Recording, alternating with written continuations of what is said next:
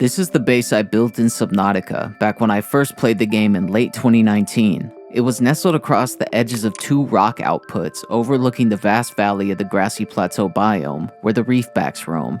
My captain's quarters extended out over the precipice. Essentially every kind of resource was nearby. It was in decent proximity to important game locations, and it was beautiful. Even after everything I went through on Planet 4546b, I honestly didn't want to leave, but I knew I would have to, and I think that's what made it special.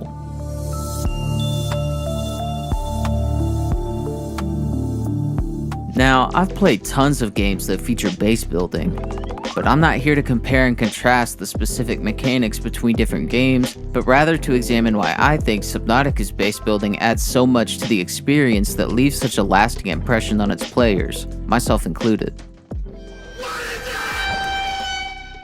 If I had a nickel for every time Thalassophobia was mentioned in a Subnautica video, I'd have one more nickel. But immediately upon crash landing on this planet, it becomes apparent that this place is scary.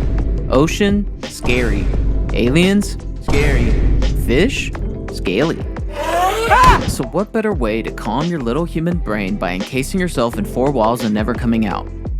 But the thing is, you do want to come out. In an expertly paced gameplay loop, Subnautica compels you to explore by placing the goalpost outside of your comfort zone, but still in sight, while providing you the tools to build up your confidence just enough to go a little further before pushing it back again, then giving you even more tools, and so on. Rather than being a tacked on aspect or afterthought, creating a base is very thoughtfully integrated into that gameplay loop, allowing the player to expand their explorations with abilities and tools such as automatic water filtration, power recharging, material scanning, extra storage, or even just a moment of peace. That sense of relief, along with the empowerment of advancement, creates an effective balance against the overwhelming vulnerability of the deep ocean and alien environment the player is stranded in.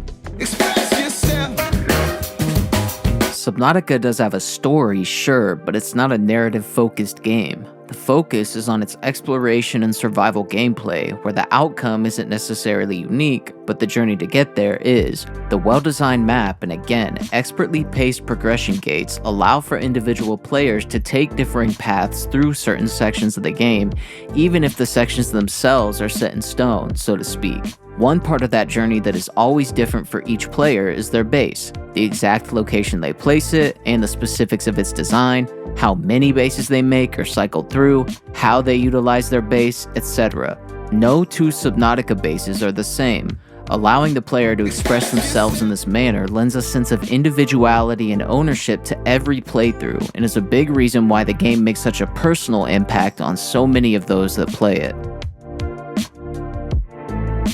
I think the less obvious aspect as to why Subnautica's base building works so well is because you're not meant to stay there. Treat this space as your home, but never forget that it is not.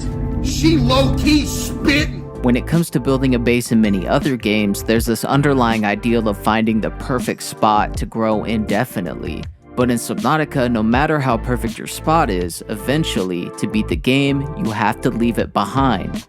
That element of inevitable departure makes you savor the time even more, while also preventing the base from becoming a nuisance you have to upkeep.